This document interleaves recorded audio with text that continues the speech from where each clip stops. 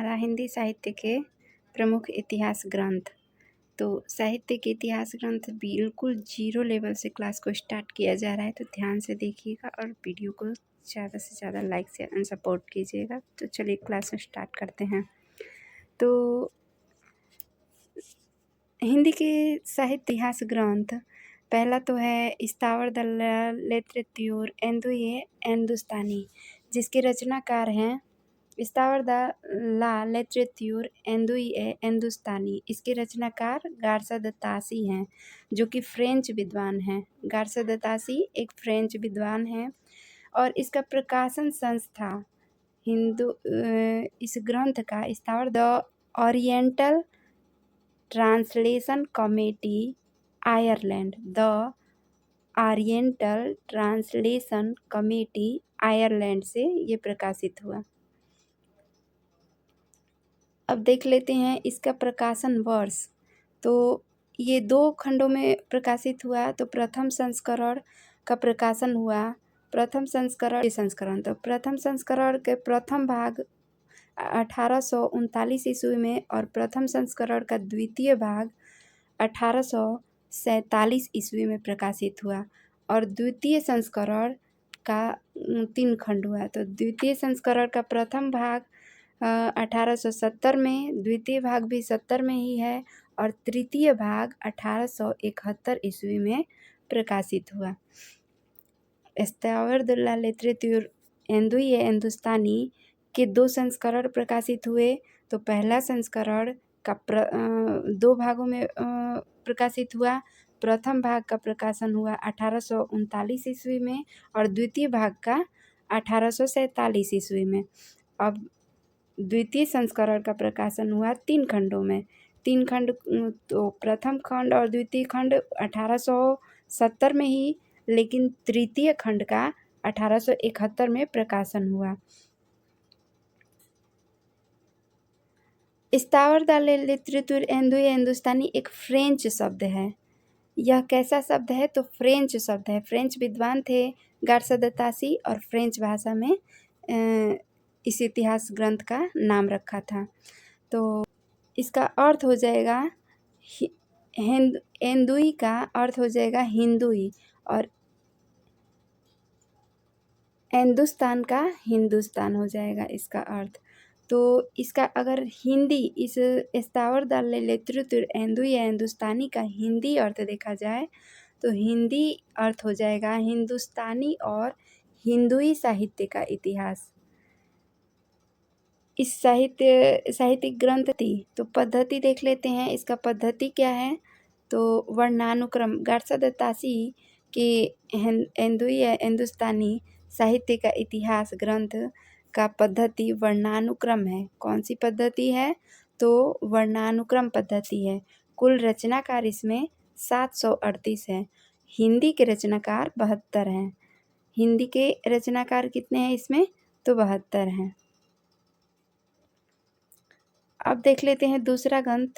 तो दूसरा ग्रंथ है ठाकुर शिव सिंह सेंगर का।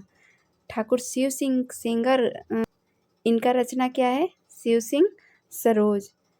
यह हिंदी में रचित प्रथम हिंदी साहित्य का इतिहास है।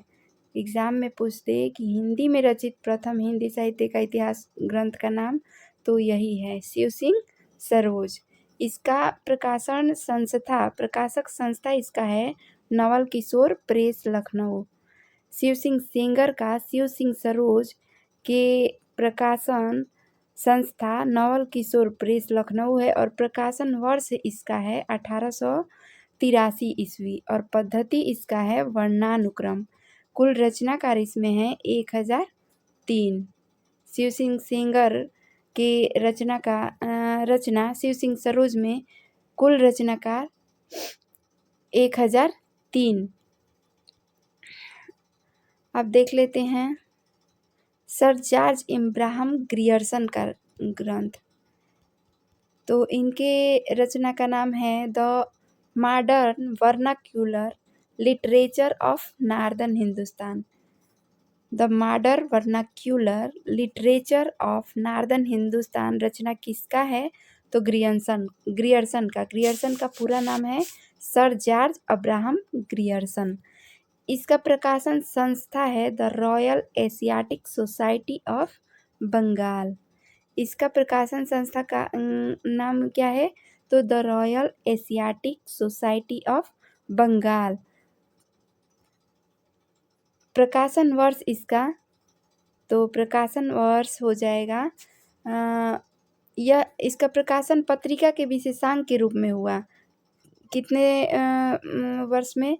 तो 1888 1888 ईस्वी में इसका प्रकाशन पत्रिका के विशेषांक के रूप में हुआ और पुस्तकाकार रूप में 1889 में। अगर पत्रिका के रूप में पूछते, पत्रिका के विशेषांक के रूप में शिव सिंह सेंगर का ग्रियर्सन का the modern vernacular literature of northern Hindustan पत्रिका के विशेषांक के रूप में 1888 ईस्वी में प्रकाशित हुआ और पुस्तकाकार रूप में 1889 ईस्वी में प्रकाशित हुआ। इसका पद्धति है कालानुक्रम। ग्रियर्सन के the modern vernacular literature of northern Hindustan 1888 ईस्वी में और पुस्तकाकार रूप में 1889 ईस्वी में प्रकाशित हुआ। इसका पद्धति है कालानुक्रम पद्धति।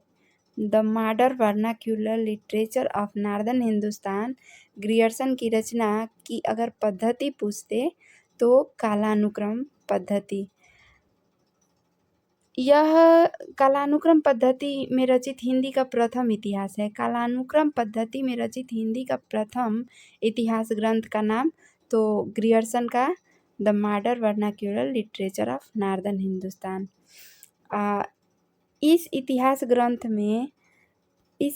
ग्रंथ में आंशिक रूप से विधेयवादी पद्धति का भी समावेश मिलता है।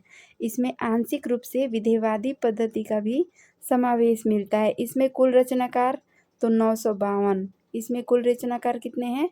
तो 952 है।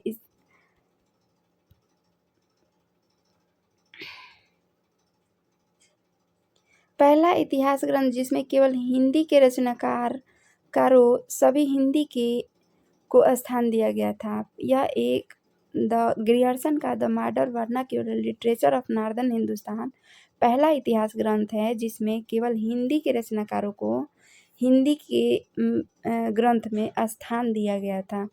अब देख लेते हैं मिश्र बंधु का। तो मिश्र बंधु का है, मिश्र बंधु 3 भाई थे। बंधु में कौन कौन शामिल थे? तो गणेश बिहारी मिश्र, सुखदेव बिहारी मिश्र और श्याम बिहारी मिश्र। इनका रचना है मिश्र बंधु विनोद। इनके रचना का नाम क्या है? तो मिश्र बंधु विनोद। प्रकाशन संस्था नागरी प्रचारणी सभा काशी। ये कहाँ से प्रकाशित हुआ? तो नागरी प्रचारणी सभा काशी से प्रकाशित हुआ। भाग इसके कुल 4 हैं। इसके कुल भाग कितने हैं? तो 4 हैं। प्रथम 3 भागों का प्रकाशन 1913 ईस्वी में हुआ।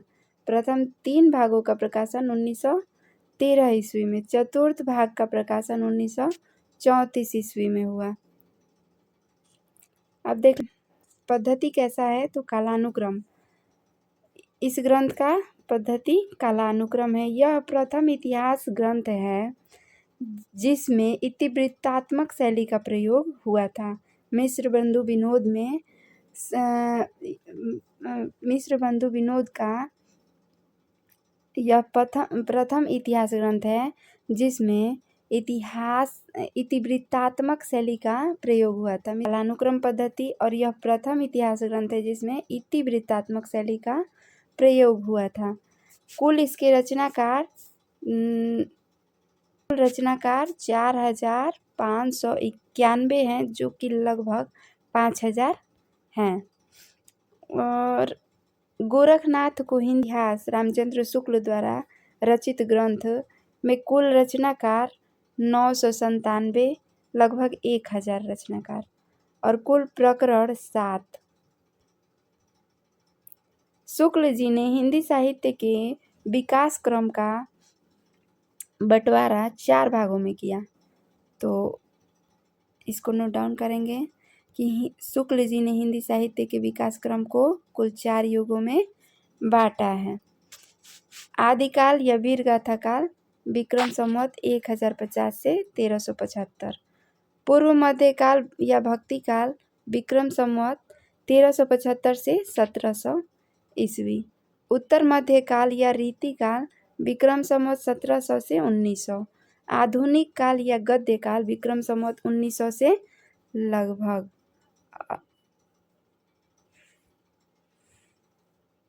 आधुनिक काल या गद्य काल विक्रम संवत 1900 से लगातार।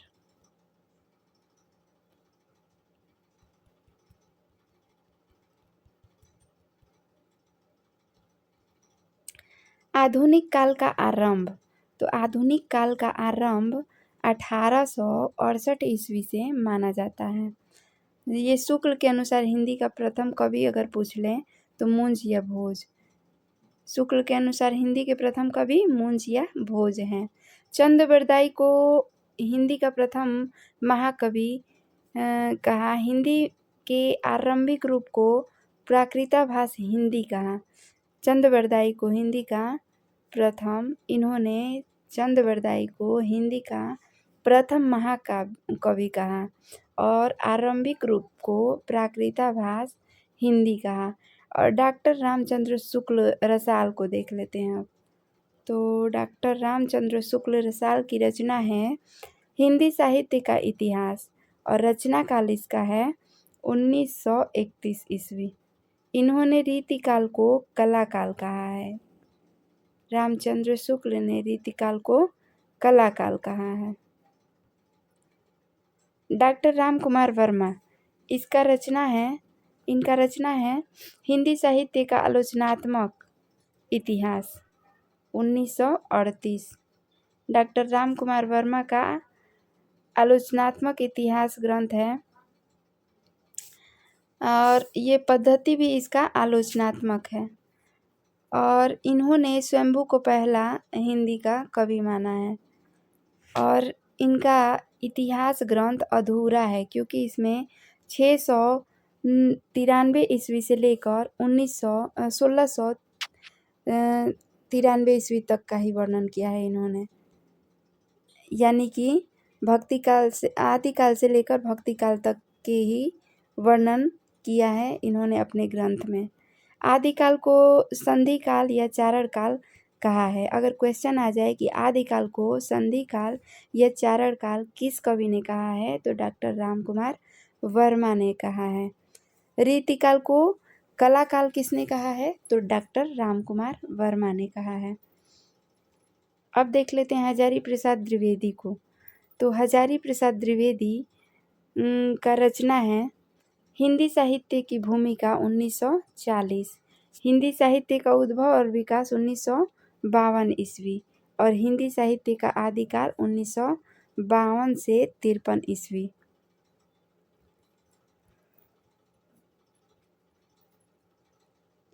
शुक्ल जी के वीर गाथा काल को आदिकाल कहा।